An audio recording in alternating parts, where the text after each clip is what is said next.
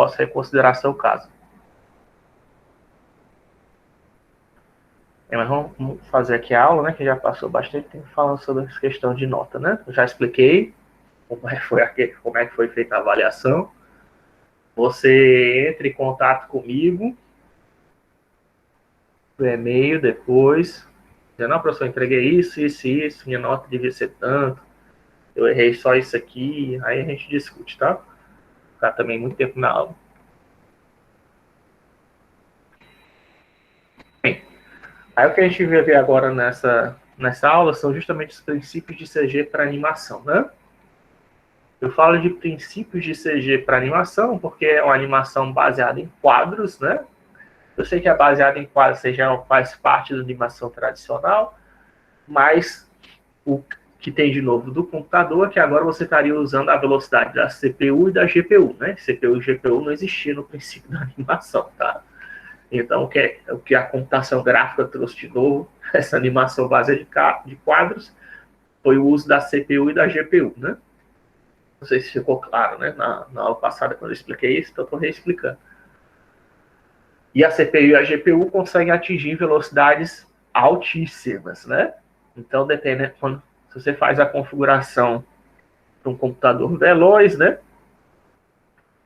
Se você faz uma animação para rodar em velocidade normal no computador muito veloz, num computador não tão veloz como você, vai ficar estupidamente rápido, né? A animação, certo? E isso dá problema. E se você tiver feito para um computador, se a sua animação, enfim, dos dois jeitos vai dar problema. Tanto ter feito animação no computador lento, no computador rápido, vai dar problema. Porque você está fazendo uma animação baseada na sua CPU, na sua GPU. A baseada em tempo, eu também não expliquei isso, mas, que é agora que eu estou a gente já explicou o que é síncrona e assíncrona. Assíncrona são aquelas 2 métodos de animação que eu falei, que é gerado a partir do temporizador, que é aquela thread, né, que fica chamando com um período fixo, né, a sua função, ou então você gerar os frames, que aí os frames você coloca eles no tempo exato que você quer que eles sejam executados, né? E a síncrona seria aquela usando as fórmulas físicas, ou então o modelo produtor-consumidor, tá? Que aí é assíncrona porque você não tem controle de quantos quadros vai estar gerando, nem no próprio computador você não tem como garantir que vai ser sempre 500 quadros por segundo. Não dá para garantir isso, né? De repente, num quadro pode ser 500, depois vai ser 300, depois volta para 500, aí depois passa para 600, né? Isso aí depende dos processos que estão rodando no seu computador, do quão pesada é a cena, não dá para garantir, diferentemente da síncrona, tá? Agora, o que faltou eu dizer aqui, né? Porque a animação baseada em tempo também já existia, né? Só que agora na CG nós estamos usando os dois tipos que a computação ela muda aí nisso, né? No caso, já teria o padrão consumidor, né? Isso aí seria novo, né?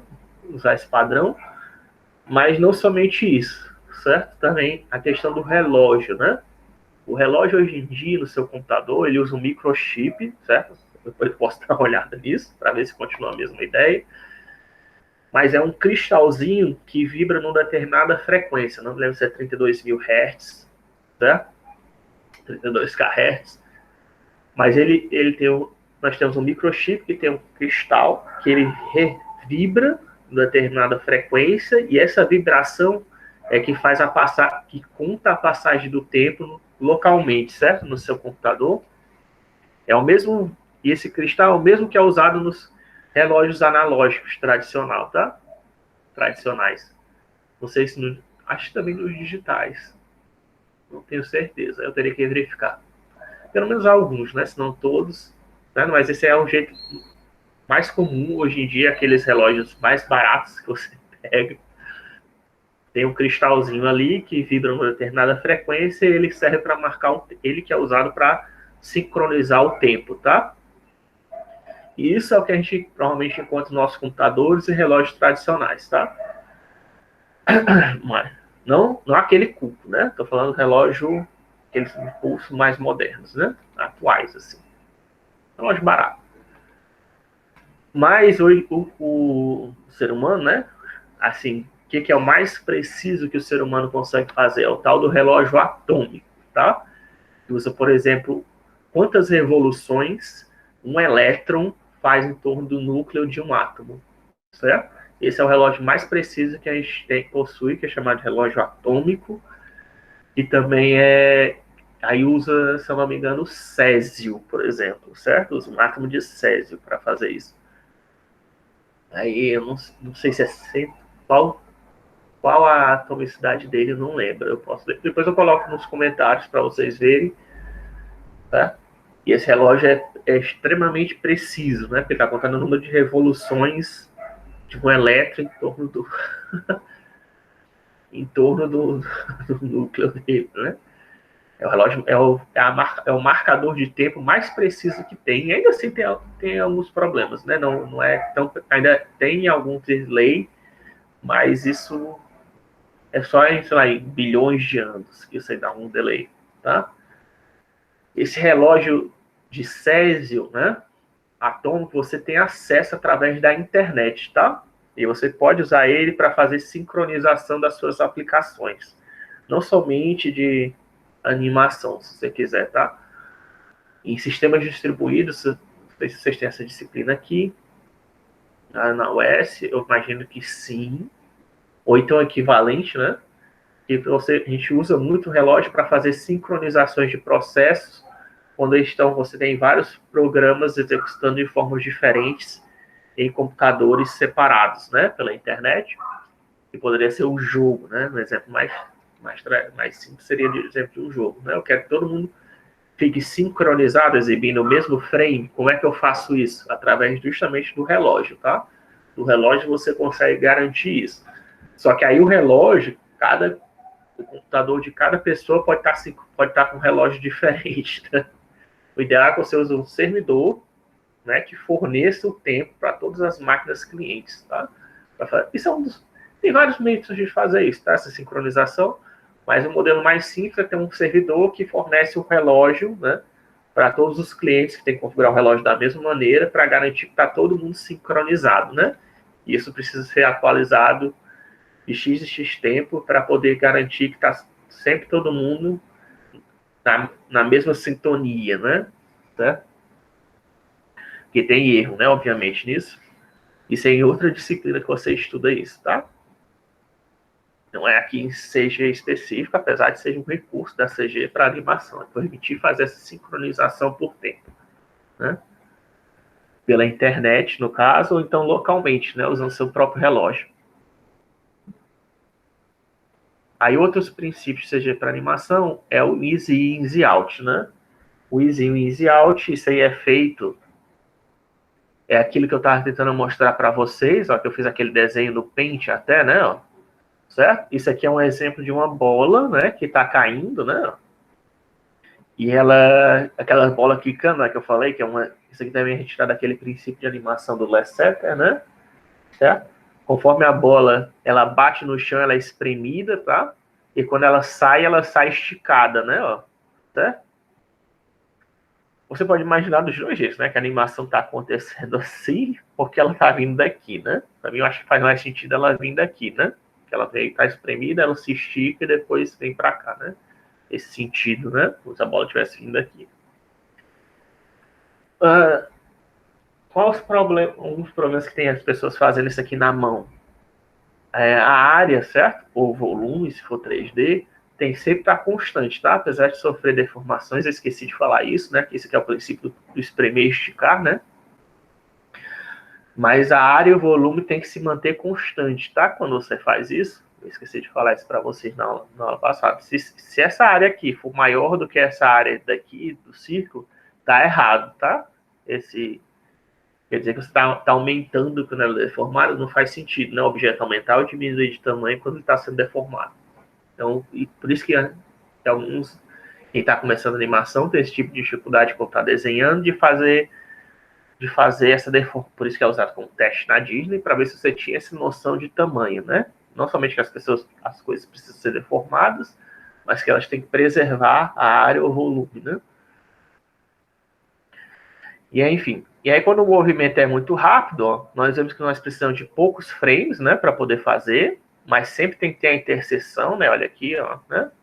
A interseção. E conforme está chegando próximo, está chegando aqui no topo, né? Que seria o mais alto, ele começa a ficar mais lento, né? A bola, ó, e aí começa a ficar mais lento, tem mais frames, né? Certo?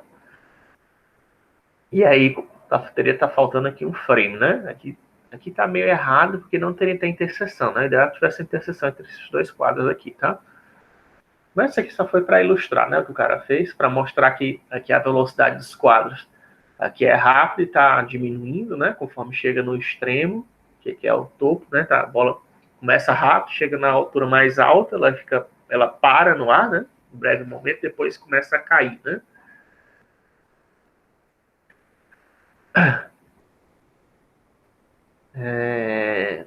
Sim, isso aqui é a animação tradicional, né? A animação tradicional faz isso que eu falei para vocês, né? Que usa a quantidade de quadros para controlar a velocidade de animação. O que a CG traz de novo é a possibilidade de você usar funções para controlar isso, tá? Aí só aconteceu com a computação gráfica, né? E aqui tem vários exemplos dessas funções, tá? Todas essas funções aqui, qualquer função aí que você consiga imaginar da sua cabeça, você pode usar para controlar quantos quadros estão sendo exibidos em um determinado momento, tá? Então, por exemplo, nessa daqui do Sen, esse Easing Sign, quer dizer o quê? Que no início da animação, eu estou usando poucos quadros, né?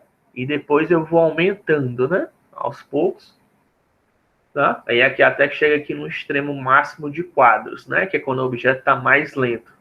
Que seria se estivesse olhando para essa figura 9, eu estivesse fazendo esse movimento aqui, tá? Eu falei, né? A bola estava deformada, ela já veio de algum lugar, deformou e agora ela está saindo nessa direção, certo?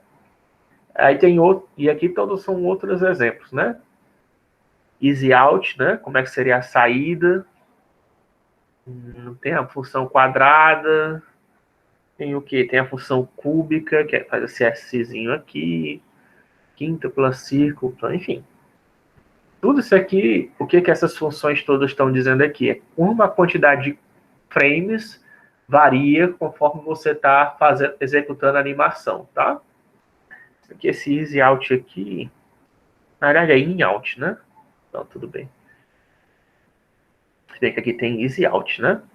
O easy out deveria estar ao contrário, né? Deveria começar com muitos frames e estar diminuindo, mas tudo bem.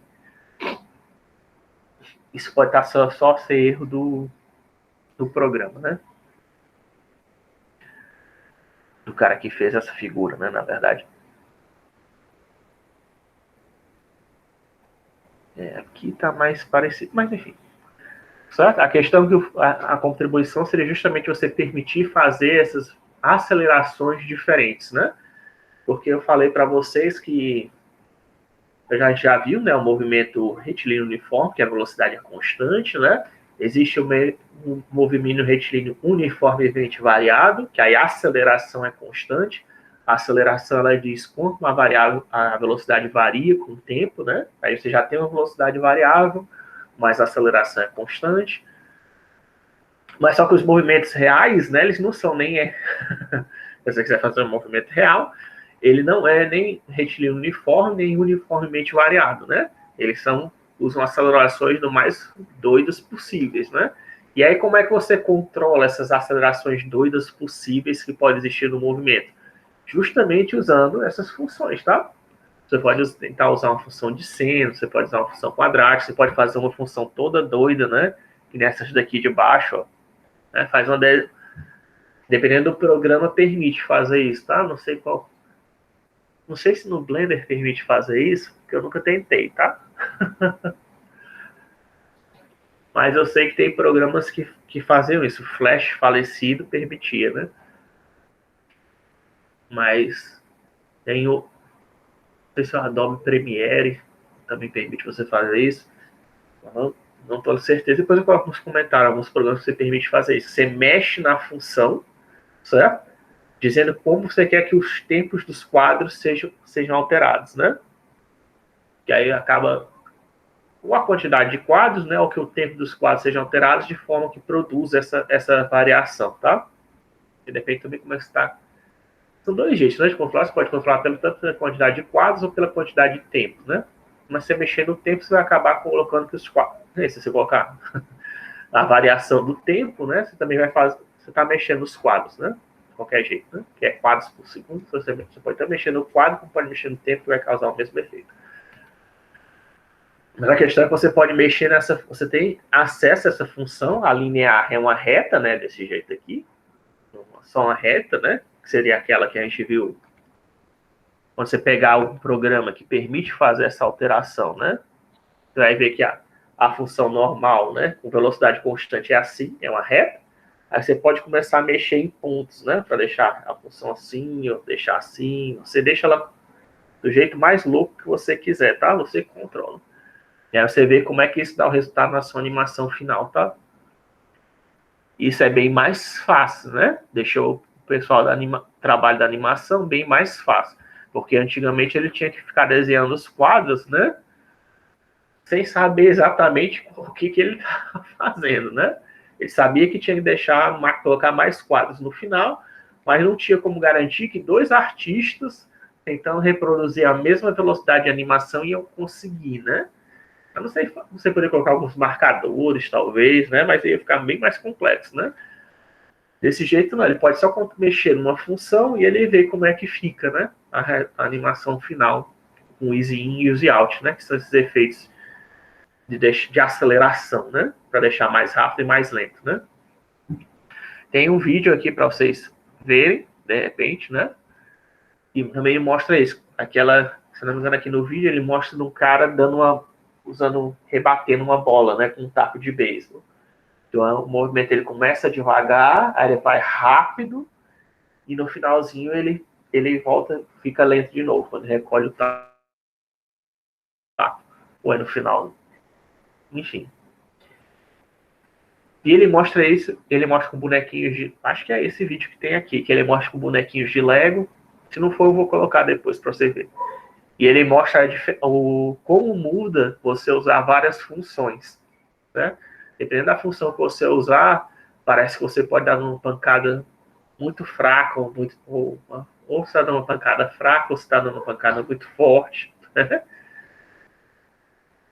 Você controla a intensidade da animação, apesar de ele estar usando sempre os mesmos frames, né? A mesma animação, só que só a disposição dos frames, como é que eles ficam, né? Agrupados, isso aí muda, né? Quer dizer, não é mesmo frame, né? A mesma animação, só com os frames concentrados, dependendo como é que muda a concentração dos frames, né? Onde é exibido mais ou menos frames. Terceiro princípio de CG para animação é a ideia do multiple buffering, né? Que eu já expliquei isso para vocês, mas você vê aqui, que é você poder usar, quando você está desenhando numa tela, né? Você tem que apagar e desenhar de novo, né? Só que se você fizer isso na mesma tela, isso dá efeitos especiais. Pode acontecer tanto screen tearing, que é a tela aparece rasgada, né, pessoal? Screen tear é como se estivesse rasgando a tela, né? Porque aparece parte de um frame e parte do outro frame, né? Metade do frame atual e metade do frame anterior. Isso é chamado de screen tearing, tá? Que pode acontecer, principalmente se você não estiver usando sincronização, né? Aquele V-Sync, né? Que é a placa de vídeo permite você fazer. Se você não estiver usando sincronização, pode acontecer, tá? O screen tearing, que é aparecer parte de um frame misturado com outro frame. Para você perceber isso, é só você tirando screenshot, né, da sua tela. Você percebe que isso acontece.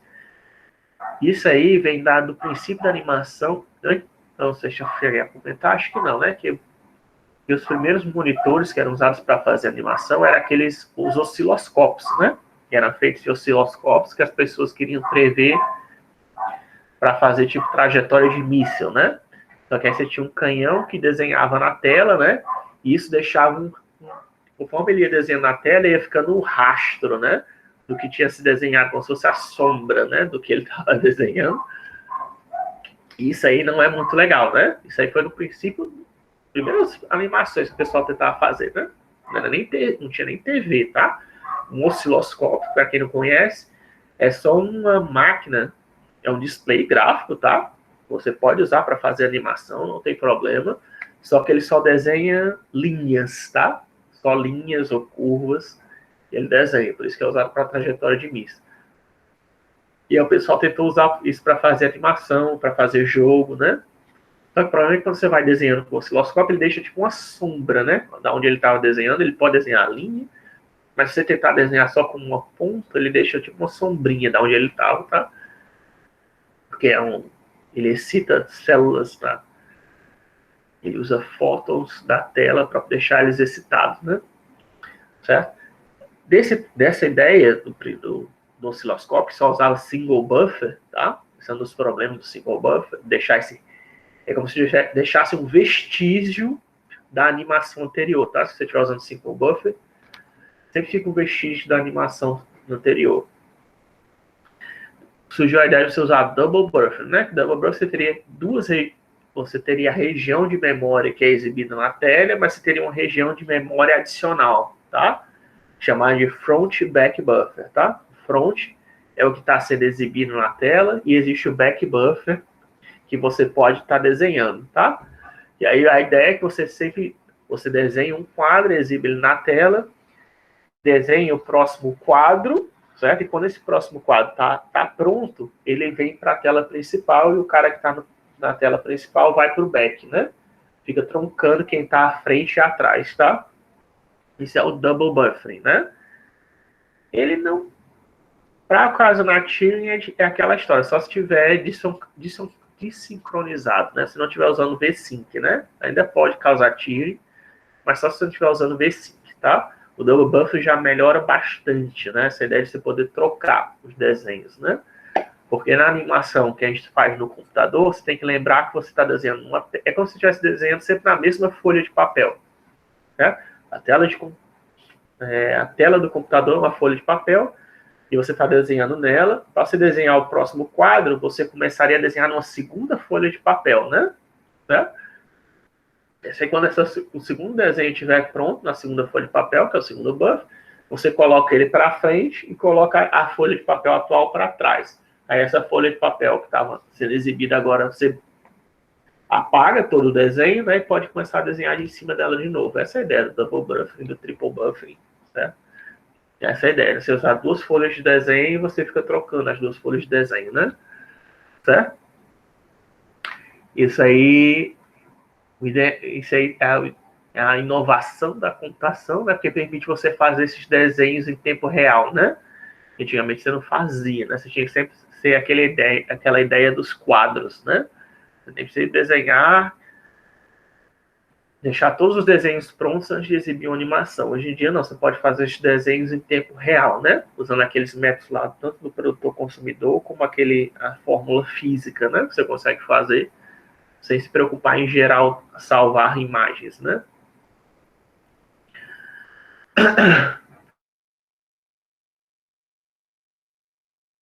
Isso é, tenho dito que que a animação física e a animação com produtor-consumidor tem os seus problemas, né?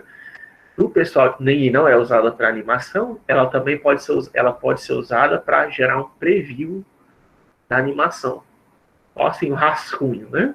Serve como rascunho, se você quiser. O triple buffer, né? Mesma ideia, só que você usa 3 quadros, né? Para poder desenhar 3 folhas de papel, né? Quanto mais buffers você usar, é menos chance de você acontecer tearing, tá? A não ser que você use o V-Sync, né? Se não quer usar o V-Sync, tem também seus problemas, né? Eu também disse, então porque não só ativa o V-Sync e pronto, né?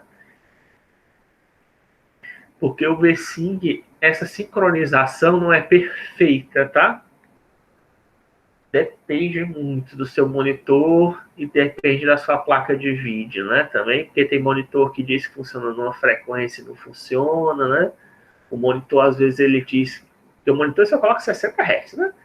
Mas nem sempre é exatamente 60 Hz, né? Isso aí pode causar problemas se você tenta fazer V5.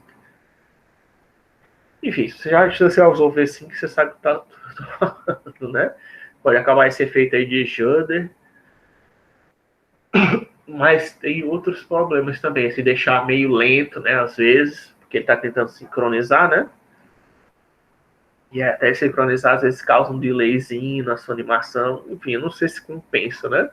O screen tearing, apesar de ser uma coisa desagradável, você consegue passar por cima, né? Eu particularmente, eu prefiro só aumentar a quantidade de buffers, né? Em vez de fazer V5. Mas, aí isso é gosto pessoal de cada um, tá? Então, você tem triple buffering, 4 buffering, quinto buffering, eu tapo o máximo de buffers que puder, né? Os computadores de hoje em dia conseguem gerar várias imagens de uma vez. Se bem que, né, que depende também, né? Porque tem jogo que é tão pesado que nem adianta você colocar triple buffering, né? Mas enfim. Aí outra questão da CG para animação é a questão do erro, tá? Que há erro, certo? Toda animação, quando você faz... Porque a animação tradicional não se preocupava com isso, né? Mas existe. Quando você for fazer desenho, à mão, ou então se você está fazendo no computador, vai ter erro, certo? No caso do computador, o erro acontece porque você está usando de números de pontos flutuantes, tá? E esses que eu já falei para vocês, né, que a representação de número de pontos flutuantes não é exata, tá? E aí, o máximo que você pode controlar, você pode usar uma variável acumuladora, né, para diminuir o erro, que a gente já fez no modelo, como o Bresnan faz, ou como o modelo produtor-consumidor faz. Mas você tem que decidir aonde é que você vai deixar esse seu erro, onde é que você vai acumular o erro. Aqui tem 3 maneiras de... Esses desenhos que estão aqui, tá? É como se fosse... Aqui fosse o planeta Terra, no centro, né? Apesar de não ter uma esfera aqui, você pode imaginar que aqui é o planeta Terra no centro aqui, e que isso aqui é a Lua que gira em torno do planeta Terra, tá? E aí ele está fazendo uma animação, né? Por isso que ele fala aqui de Moon. O Moon é a Lua, né? Que ele está girando a Lua em torno do centro de as coordenadas, né? 3 métodos diferentes, tá? O pontos, né? É a geometria, né? São os pontos que compõem a Lua. A R é a matriz de rotação, que ele está usando para rotacionar em torno do eixo Y, né? O eixo Y que está aqui, né? Vertical. Então ele está rotacionando o plano XZ, né? Certo? Tem aqui o plano, ele está rotacionando aqui a Lua, né? E aí ele faz para a primeiro algoritmo, né? Ele está sempre atualizando os pontos da Lua, tá vendo? Ó? O P asterisco, né, recebe a matriz de rotação vezes o P passado, né? Certo? Inicialmente esse P passado aqui é os pontos iniciais. Ou seja, isso aqui ele está sempre atualizando os pontos da geometria e salvando, né, os pontos da nova geometria. Quer dizer que a matriz que faz a rotação, né, que de repente gira de 10 em 10 graus, né, ela é sempre a mesma, a matriz não altera, quer dizer que não tem erro, então, na matriz, mas só que eu estou pegando essa matriz, estou sempre multiplicando pelos pontos, né, e salvo os novos pontos no buffer, né. Esse daí é a pior maneira de fazer, tá? Porque você está colocando erro na geometria, tá? Você está adicionando erro na geometria, certo? Por exemplo, e a gente já fez isso daqui, naquele exemplo que eu mostrei para vocês do quadradinho quicando, eu estou sempre atualizando os pontos da geometria, né?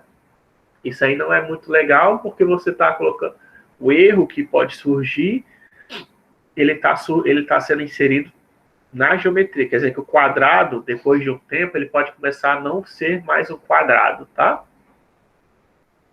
Apesar de ele sempre parecer um quadrado,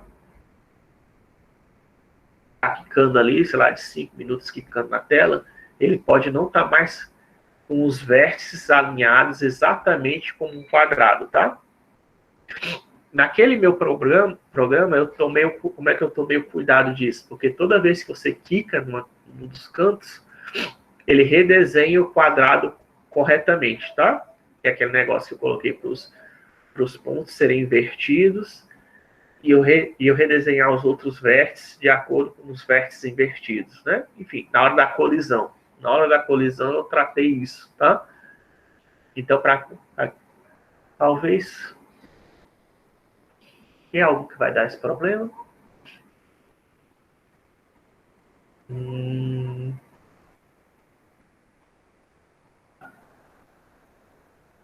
Eu acho que não, porque eu tratei na colisão, certo?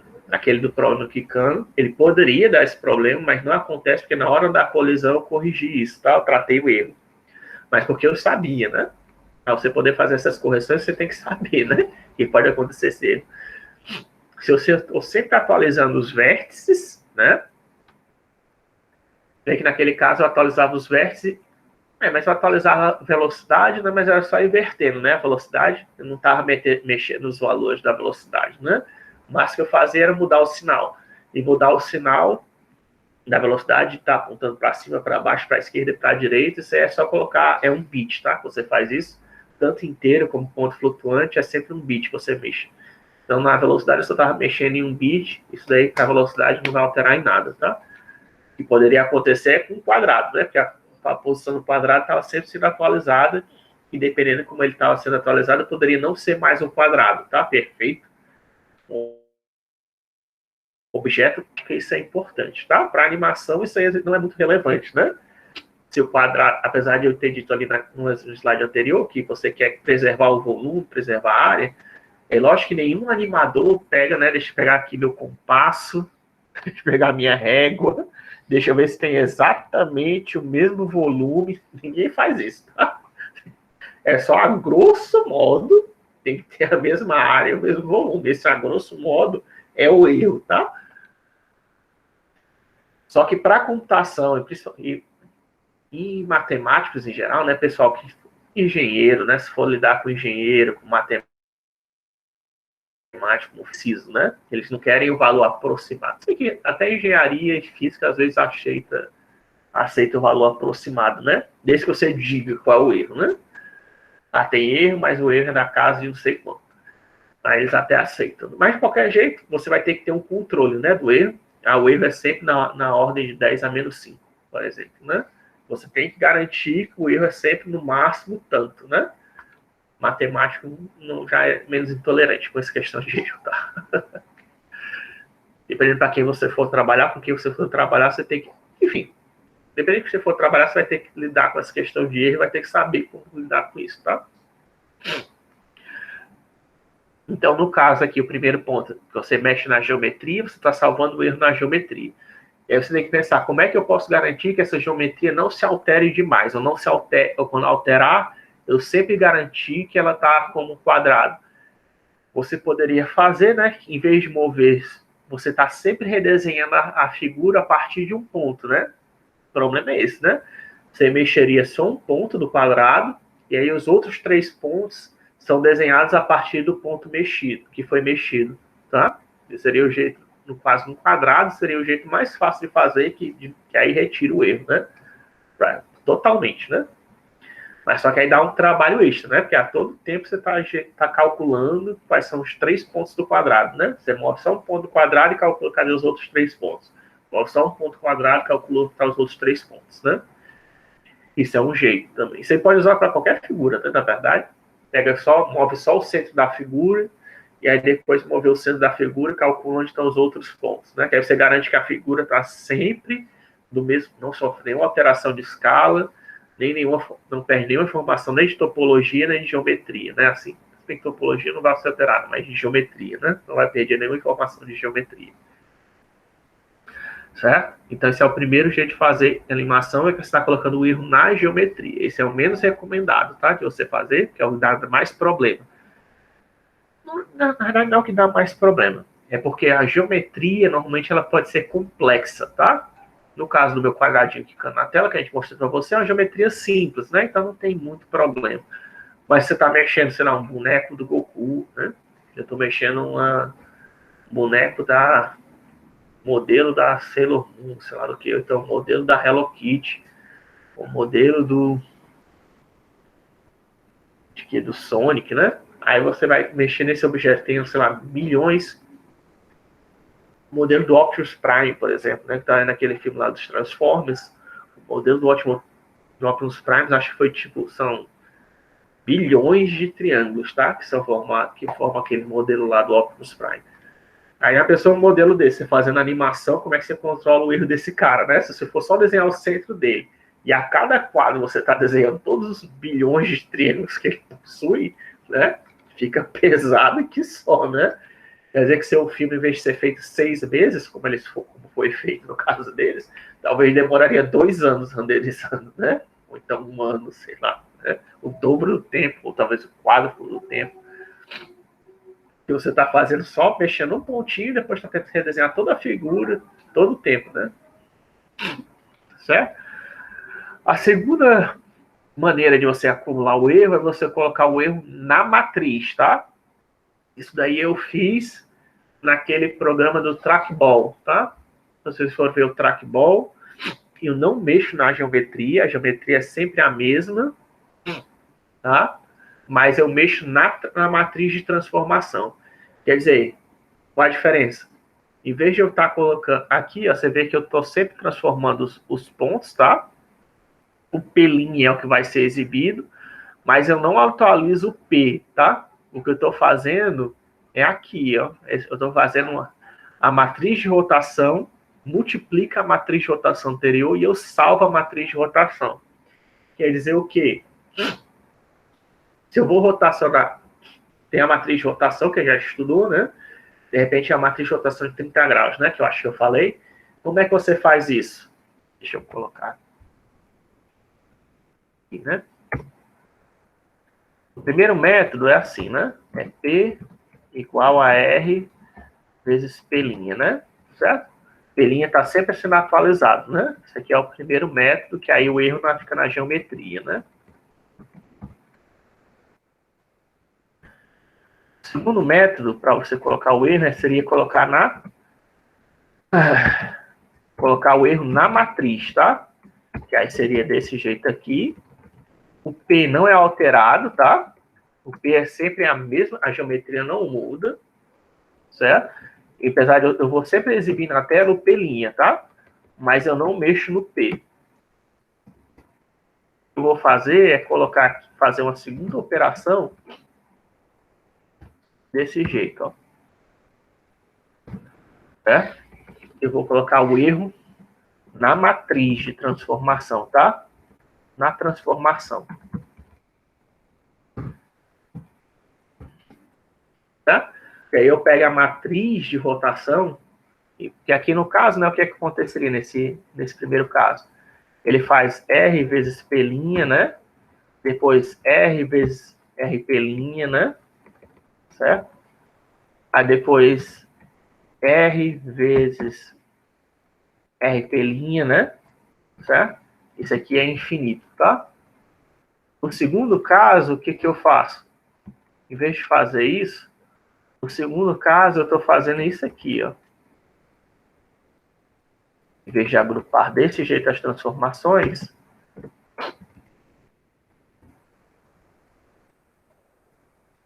estou fazendo isso, ó. R vezes R', né? Aí R vezes R', certo? Aí R vezes R'. Quer dizer que eu estou agrupando as matrizes de rotação, tá? Em vez de eu agrupar aqui eu estava agrupando a transformação com o dado. Aqui agora eu estou agrupando as transformações com elas, ó. Esse parênteses quer dizer que eles são executados primeiro, tá? Aqui no caso, talvez seria até bom colocar assim, 2, 3, 2, 3, para ficar... pronto, assim, né? Parêntese matemática quer dizer que isso aqui tem que ser executado primeiro, isso aqui em segundo, isso aqui em terceiro, antes de fazer a multiplicação por P, tá? Nesse caso aqui, quem é que está salvando? Quem está salvando é a matriz, né? A matriz está sempre fora, né, do parênteses, ela não está sendo alterada.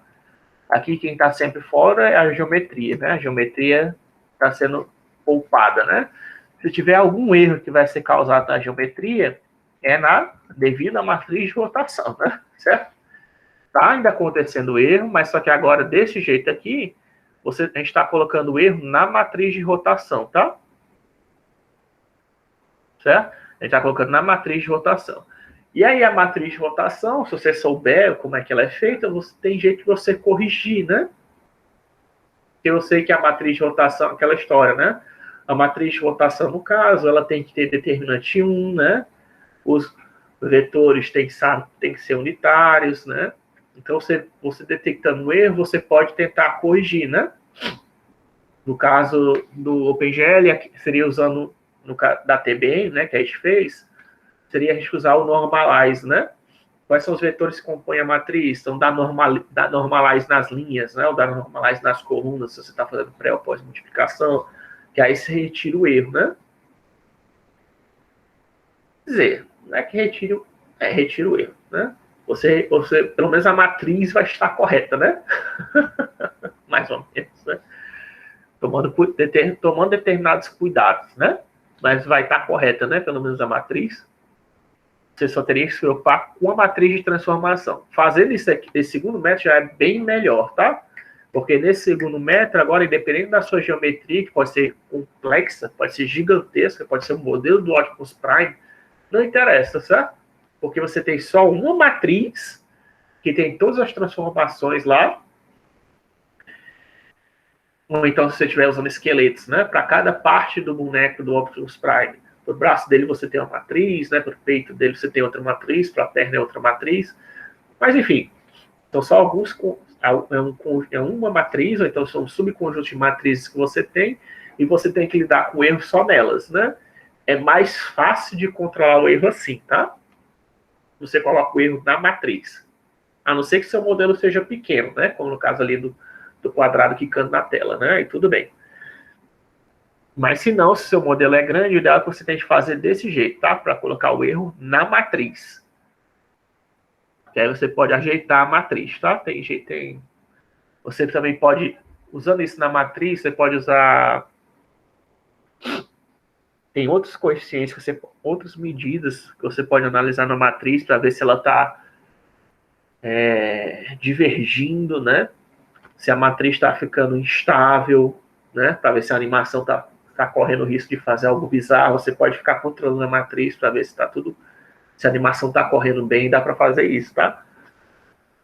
Não sei se for só na matriz. Para a geometria, dá mais trabalho. Porque seria uma matriz gigantesca, né? Se fosse para analisar a geometria. E a última maneira, tá? Que é o terceiro caso, é você tentar, em vez de colocar o erro na matriz, que seria na transformação, você tentar controlar as variáveis de entrada da matriz, tá? Quer dizer o quê? Que você tem, no caso de uma função, né? Lembra que eu falei que a matriz é uma função, né? Então, quer dizer, em vez de você mexer em f de x, você mexe no x, né? Que é o parâmetro de entrada para a função, para fazer a matriz, tá? E aí você coloca o erro ali, tá? Não na matriz em si, mas você coloca no erro. No caso de uma matriz de rotação, seria você colocar o erro no ângulo, tá? Que aí seria o terceiro caso, né? P é igual a R vezes P. Só que esse cara aqui, R, ele depende de um ângulo, né? Eu vou chamar aqui de A, tá? Aí esse A aqui é que ele vai acumular meu erro, tá?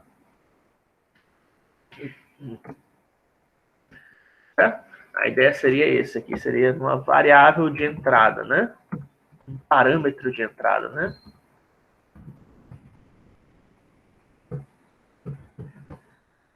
Tá? Aí meu erro seria acumulado no ângulo. Esse aqui seria o melhor jeito de fazer animação. Eu não mostrei esse terceiro jeito ainda para vocês, mas vamos ver se eu mostro então, na próxima aula prática, tá? Quer dizer o quê? Se eu tenho aquela ideia.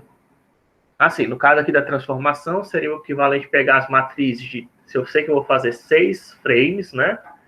De 30 graus cada um. Então, para o quinto frame, eu multiplicaria a matriz de 30 graus 5 vezes por si mesma, né?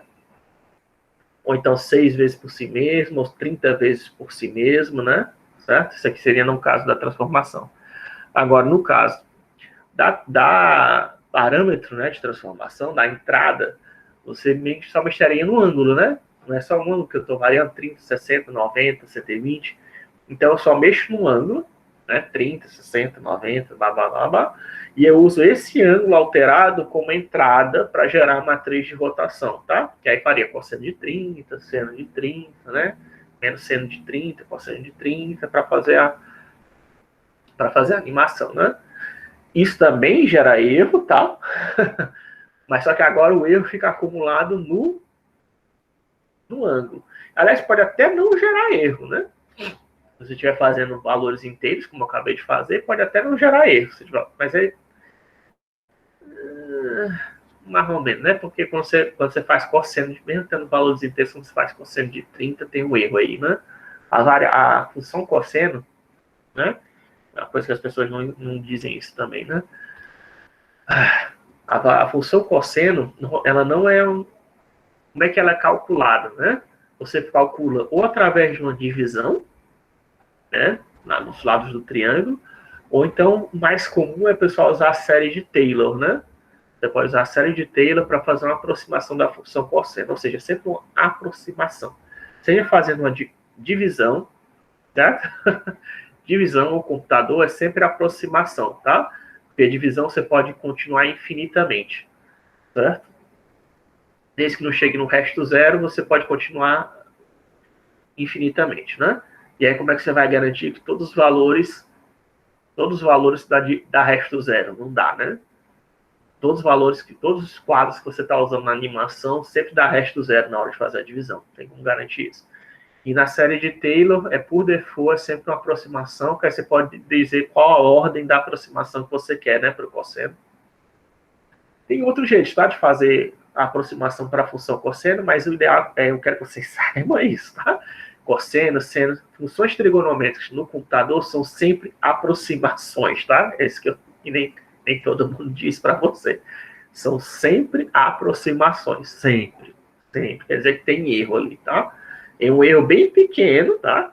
De acordo, que depende dos pontos flutuantes que você está usando, dos dados numéricos que você está usando, no cosseno, no seno, mas tem, tá? Erro no cosseno, no seno.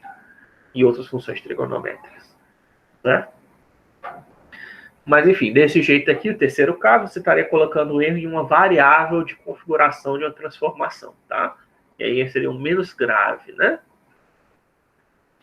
É o mais fácil, não é que é o menos grave, né? É o mais fácil de controlar, né? Porque aqui no caso da rotação, por exemplo, certo? Que a matriz de rotação ela são o quê? Se for no espaço 3D, é uma matriz 3x3. São 9 valores que você tem que ficar controlando constantemente, né? A rigor 5, né? Mas, porque os restos você sabe obrigatoriamente tem que ser 0, 0, 0, 0 e 1, né? Mas nesse caso aqui, você usando um parâmetro de configuração, que no caso é 1, você só teria um, né, para controlar, certo? E aí seria um por cada braço, perna do seu modelo, se você estiver usando esqueletos ou não, né? Tá? Permitir, entrando aqui. Certo? Ver que horas são. Estamos passando. Como a gente começou um pouquinho tarde, né? Só falar dos métodos de animação. Começar a falar, né? Tem também a discussão das notas, né? Então, os métodos de animação que tem, isso aí são os principais pontos, né? Para o CG, tem 4, né? Que é essa história de você usar a CPU, a CPU, a GPU, a sincronização com o relógio, que pode ser o relógio interno baseado em quartz, ou você usar um relógio da internet, um relógio atômico. Eu vou colocar nos comentários como é que você faz isso, tá? É um sitezinho que você configura seu relógio do computador para usar isso. É disponível, tá? Você pode usar para configurar seu relógio do computador pela internet. A função de easy in, easy out, você pode usar essas funções variadas para controlar a quantidade de quadros, né? Antigamente as pessoas colocavam os tempos. Antigamente não, tem pessoa que faz isso, coloca o tempo do quadro na mão, né? Como dá para fazer lá no GIMP que eu falei, né? Mas o mais moderno atualmente é você controlar uma função que diz qual a intensidade que você vai fazer no easy in, easy out, ou no fade in, fade out, que seja, ou no slow in, slow out, tá? Que você vai fazer, né? Esse aqui também pode ser, é o tal do slow in, slow out, tá? É outro nome para o slow in, slow out, né? O easy in, easy out. Às vezes tem efeitos de animação que, dependente do animador que você fala, que você pega e ele coloca um termo diferente, tá? Mas o easy in, easy out é a mesma coisa do slow in, slow out, tá?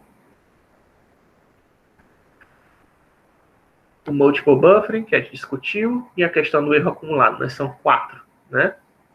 Não tem 12, né? Só são 4. Aí agora vem os nossos métodos de animações, né? Usando computação gráfica, né? Aqui tem de novo, né? Que a computação gráfica trouxe. Primeiro, os desenhos digitais, né? Que antigamente seriam os desenhos manuais, né? Hoje em dia, você pode fazer desenhos quadrados, ainda pode fazer animação tradicional, usando desenhos quadro a quadro, né? No computador. Só que nós temos essas mesas digitalizadoras, tá? Isso aqui é o Todd McFarlane, né? Eu gosto bastante dele, né? Um desenhista atual, moderno. Ele desenha o Spawn, né? Acho que ele está desenhando o Spawn aqui. E você tá vendo que ele está usando a mesa digitalizadora dele, tá? É como se fosse um tablet gigantão, mas não é tablet, tá? Se for comprar uma mesa digitalizadora pensando que é tablet, não é tablet. É só para você desenhar, tá? Como você está vendo ali, você tem uma caneta tipo stylus e desenha na tela, né? Para você poder fazer seus desenhos, você pode colorir, etc. Né? Não é só ele que usa, não. Tá? Tem vários artistas que fazem isso. Que é bem melhor, né? É bem melhor porque você economiza papel, né? Na verdade. E como você sabe, quando você faz desenho no papel, né? Você vai apagando e tal. Tem uma hora que fica totalmente borrado o seu desenho, né? Fica manchado e tal. Você usando uma mesa digitalizadora, você não tem mais esse problema, né? Principalmente se você está... Quem já é experiente, talvez nem tenha muito isso, né? Mas quando você está começando, é meio chato, né? Mas mesmo assim, mesmo que você seja um cara experiente, que não borra muito papel quando está desenhando, você ali na mesa digitalizadora, você pode aplicar vários efeitos, né? De gradiente, de sombra e tal, coisas que às vezes até o editor que você está usando, né? De filtros, né? Que você pode aplicar em cima da imagem que não dava para aplicar antes, né? Num desenho à mão puro, né? Feito no papel, é mais difícil de fazer. Por exemplo, vou até colocar um link aqui depois na descrição para vocês verem. Tem um artista que eu acompanho, que não é muito famoso ele, mas que ele faz desenho de pessoas.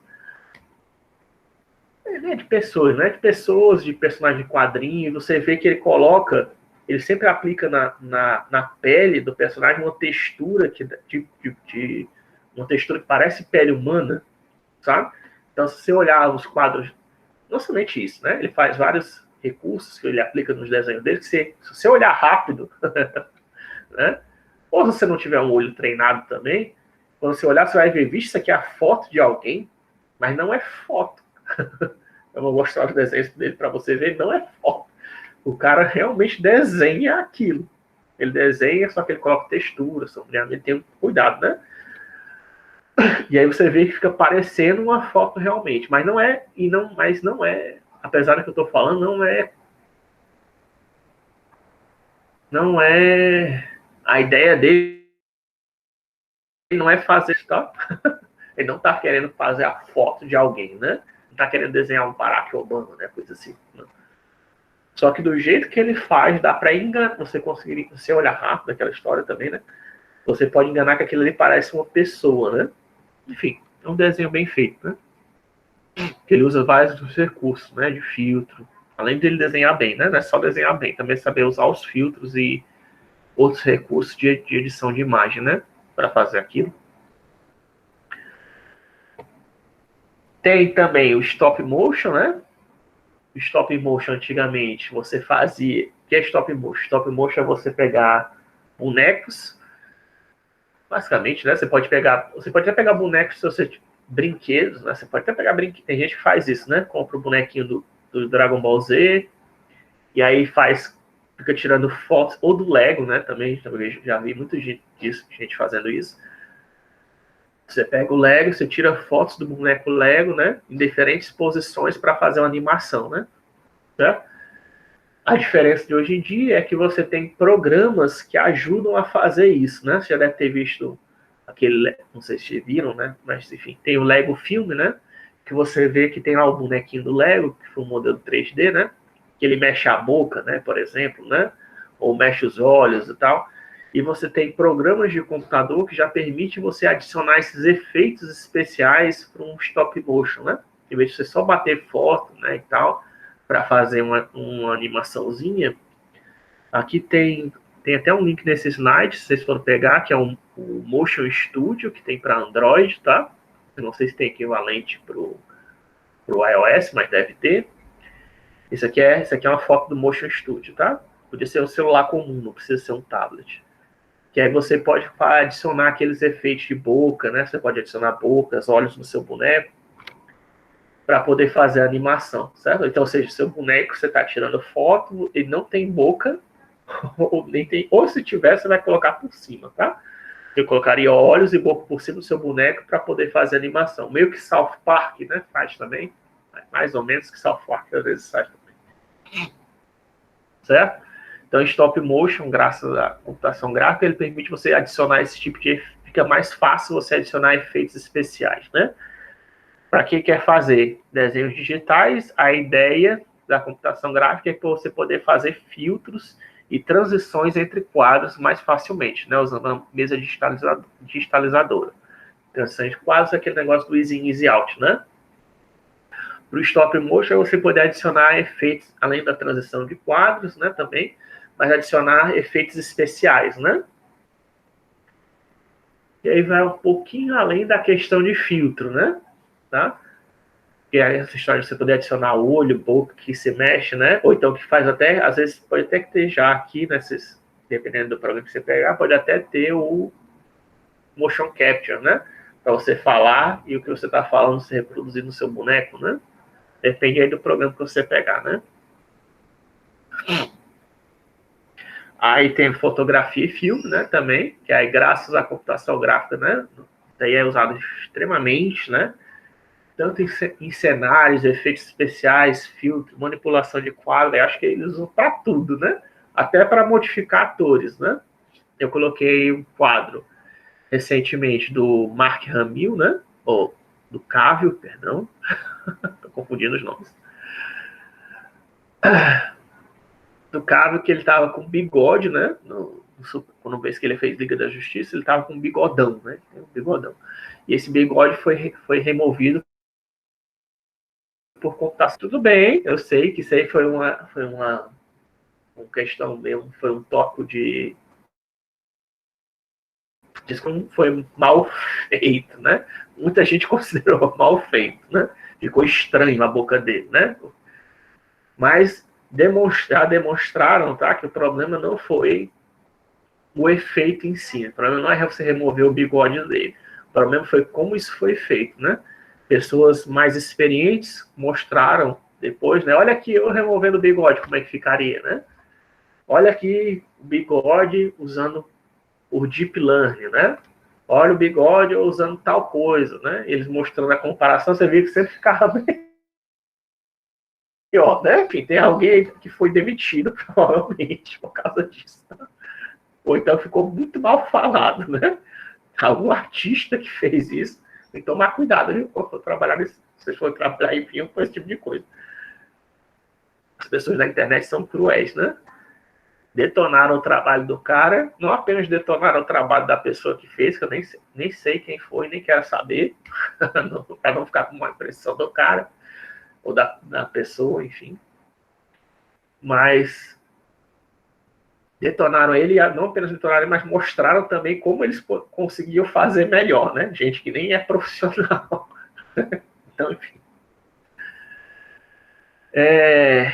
E estou falando aqui outro interessante, a questão do Mandalorian, que eu coloquei para vocês verem.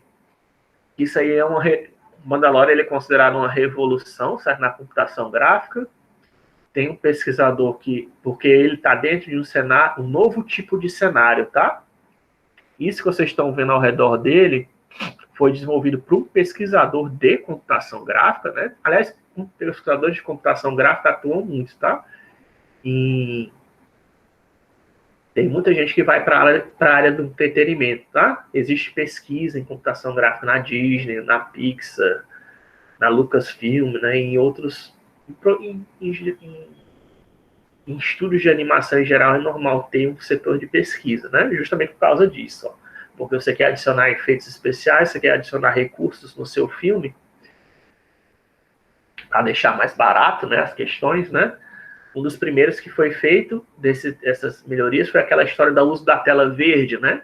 Que você coloca o cara atrás de uma tela verde, que aí você pode criar um cenário todo digital, em vez de ficar transportando, ao invés de que antigamente, né? Os filmes eram feitos o quê? Você construía realmente o cenário, né? Fazia realmente um cenário real para os atores interagirem com o cenário real, né? Isso dá um trabalho que só, além de dar trabalho, demorar, né? Era custoso, né? Hoje em dia, né? Você já tem o mais comum é você usar a tela verde, né? Você coloca uma tela verde aqui atrás de mim. Eu tô tentando se eu compro ainda. E aí você coloca o cenário que você quiser atrás de mim, tá? E esse cenário pode ser todo digital. Tem muitos filmes que fazem isso, tá? Senhor dos Anéis, Guerra nas Estrelas, né? Que ele tá com um fundo verde e cria todo o cenário completo, né? Você tá vendo ali, você pensa que ele tá correndo no corredor, e ele não tá, ele tá correndo no estúdio, dentro do estúdio, e atrás de uma tela verde, né? Os Vingadores Guerra Infinita usam isso bastante, tá? Sendo que o Mandalorian é especial porque ele está usando um recurso extremamente novo, tá? Que foi lançado esse ano passado, né? O Mandalorian começou ano passado, né? Que é usar um globo de LEDs, tá? É como se fosse um globo de telas, né? Ele está cercado por telas de computador gigantescas, né? E LEDs, né? Que controlam não somente as imagens que são projetadas nela, mas a luz do ambiente que ele tá? Por isso que vocês devem ter notado, que ou quem assistiu ou quem não assistiu ainda, a armadura do Mandalorian ela é toda feita de metal. Metal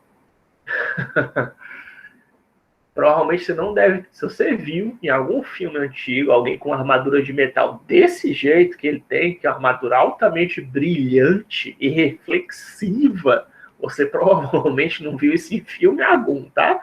Ou se você viu em algum filme, provavelmente foi muito mal feito. A não ser que eles tenham construído o cenário, né? Aquela história, seja um filme muito antigo que eles construíram o cenário. Porque fazer metal, como eu disse, eles têm uma relação particular com a luz, né? Que ele mistura a cor da luz com o metal. O metal já tem esse problema, né? E ele é altamente reflexível, pode acontecer o quê? Porque isso não é usado em filme nenhum. Porque ele pode até refletir a câmera, né? Você está filmando ele e aparecer a câmera refletida no capacete dele, né? Como é que eles evitaram isso, né? Pode evitar o espelhamento, né? Eles evitaram justamente isso aí que é chamado de volume, né? Que na verdade foi criado, é o Debevec, tá? Não sei qual primeiro, não sei se é Paul Debevec. Ele que inventou isso, tá? Essa técnica, que é tipo um volume de LEDs que circula o autor, tá? Como se fosse... Já viu aquelas câmaras da morte, né? Que tem um motociclista ficando ali dentro, de um lado e para o outro, etc. É como se fosse aquele globo, só que maior, né? Em que você coloca as telas e você tem controle da iluminação. Você pode aumentar e diminuir a iluminação daquele ambiente, tá? Aí fica um efeito bem melhor, tá? Porque agora não apenas você está colocando um cenário atrás, como você faz com a tela verde, mas aquele cenário atrás, ele está projetando luz no capacete do Mandalorian, tá? E você pode ver essa luz refletida, você pode ver, de repente, a água, né? Ou se tiver o mar refletido no capacete dele. Se tiver várias luzes sendo acendidas no cenário, você vê todas elas refletidas no capacete dele. Se o cara tira um laser, né? Você vê o laser refletido no capacete dele, tá? até lasers que não é ele que está atirando, que são outras pessoas atirando na tela, você vê na armadura dele, certo? Por causa dessa tecnologia nova. É lógico que essa tecnologia é cara que só, tá? Não é barato. Eu vou colocar nos links aqui para vocês verem depois o site do autor, tá? E tem aqui também, no próprio slide, tem um link explicando dessa tecnologia mais a fundo, tá? Para quem quiser, mas eu vou colocar o link do autor, o DBVEC. Aquele é um pesquisador em computação gráfica, né? Famoso. De vez em quando tá na SIGGRAPH também, certo? E eu tava falando? Sim, uma coisa cara, né? Então, tipo assim, provavelmente, atualmente, só quem vai fazer isso são os grandes estúdios, né? Eu estou dizendo isso porque aí a tela verde provavelmente é possível que comece a cair em desuso, né? Que seja usada mais agora, mais de forma amadora, né? E por causa disso, né? O preço da tela verde com certeza vai baratear, tá? Se não barateou, já vai, com certeza vai começar a baratear, tá? Então, por isso já pode começar a considerar comprar a sua tela verde, para você, se você quiser fazer filmes, tá? Porque vamos dizer, o top da tecnologia agora é usar essas telas de LED, então esse volume, né, de LEDs brilhantes, que foi desenvolvido pelo DBVEC. Certo? Aí outra técnica também é a ideia da interpolação, né, que você usa aqui através do keyframe, né, que é aquela faz parte do princípio da animação, né, de pose a pose, né?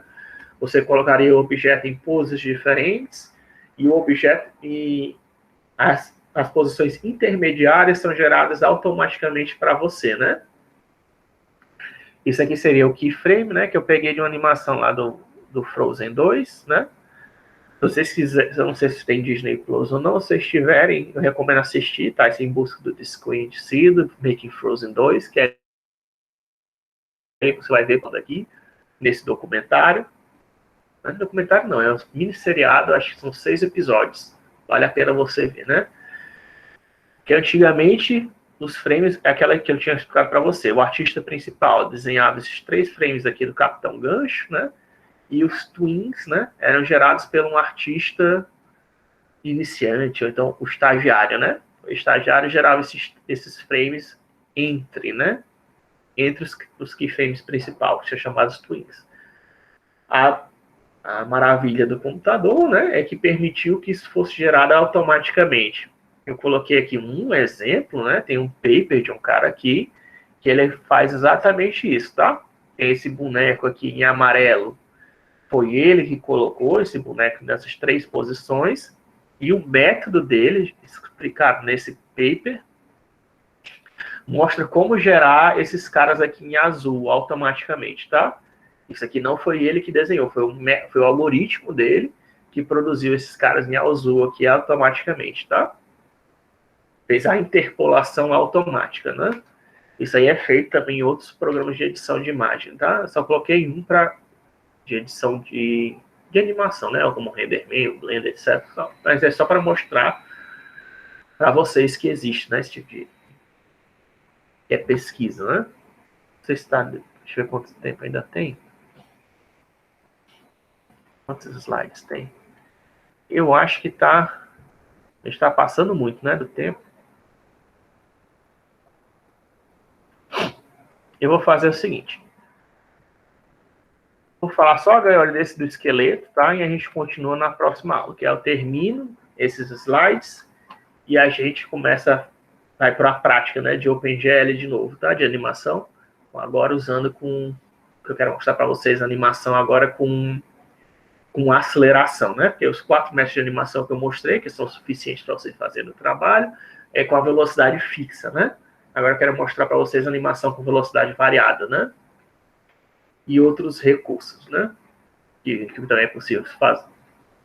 Então, na aula que vem, de segunda-feira, a gente vê isso. Aí eu vou parar nesse slide aqui de esqueleto, tá? Esqueleto, esse aqui é o modelo da Elsa, né? Tá? Essas linhas pretas aqui, né? certo? Isso aqui é o esqueleto dela que está sendo usado para fazer essa animação. Eu vou mostrar isso para vocês, que eu queria mostrar isso no Blender também. Mas você mexe o esqueleto, né? Que é essas linhas pretas, e aí o modelo se mexe de acordo com ela, né? Eu vou mostrar. Isso aí é como se tivesse cada esqueleto, cada um desses pauzinhos pretos, ele tem uma área de influência no modelo, tá? E aí essa área de influência é mexida, ela move de acordo com esse pauzinho, né? Esse pauzinho preto mexe. Mas não tem também só esse tipo de esqueleto, né? Esse aqui também foi retirado do... Esse aqui não, tá? Esse modelo aqui eu retirei desse site, tá? Mas essas duas fotos aqui também foram retiradas desse Em Busca do Desconhecido, que é um making-off do Frozen 2, que está lá no Disney Plus, certo?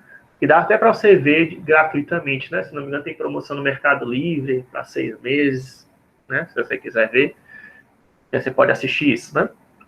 Tem aqui outro tipo de esqueleto que é para controlar o rosto, tá? Por exemplo, aqui do lado, tá meio embaçado, né? Porque eu tirei screenshot do meu computador, tá? Mas ficou meio embaçado, infelizmente, porque eles também não querem mostrar, né, o programa que eles usam lá na Disney. E aí ele usa esse modelo aqui para capturar o modelo da Elsa, né? Para colocar qual a expressão que eles fazem. Isso aqui é o que é feito, né? Isso aqui são dois exemplos de esqueleto, tanto esse como esse. Isso aqui é um esqueleto, seria um esqueleto do caminho, né? Que a Elsa está percorrendo aqui. Mas só para demonstrar que a animação dela correndo aqui, ela não tem cabelo, não tem vestido. Isso aqui a Elsa tá... Ela não tem cabelo, não tem vestido, tá praticamente nu, né? Pelada, né? Ela só com uma roupa cinza aqui, né? Mas totalmente... Não tem nada a ver com a animação.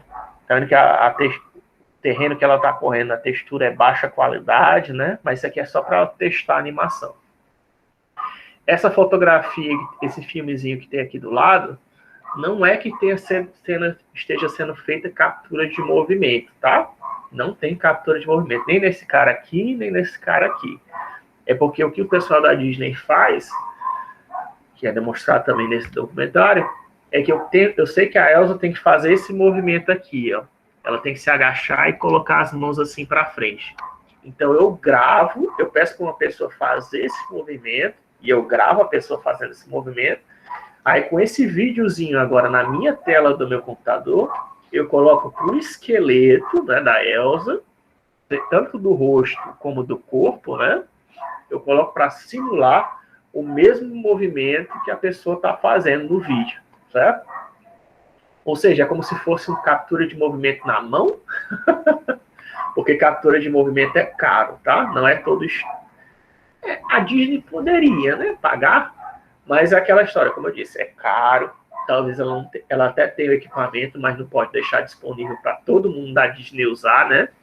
Isso também acontece, tá? Se você for trabalhar em pesquisa, ou então se for num estúdio, você vai ver que até tem um equipamento, só que só tem, tipo, 2 equipamentos e para 300 pessoas usar, né? Aí não dá, né? Para todo mundo usar, certo?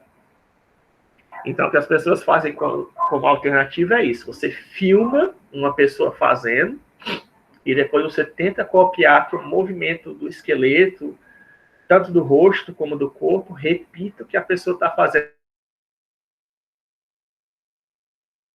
no vídeo. Foi feito da mesma maneira, tá? Até mostra no documentário que a menina, ela é uma artista, né, que fez essa animação aqui, e ela pediu pro namorado, né, para filmar ela correndo na rua, para depois copiar o mesmo movimento na tela, poder aplicar o mesmo movimento na tela, certo?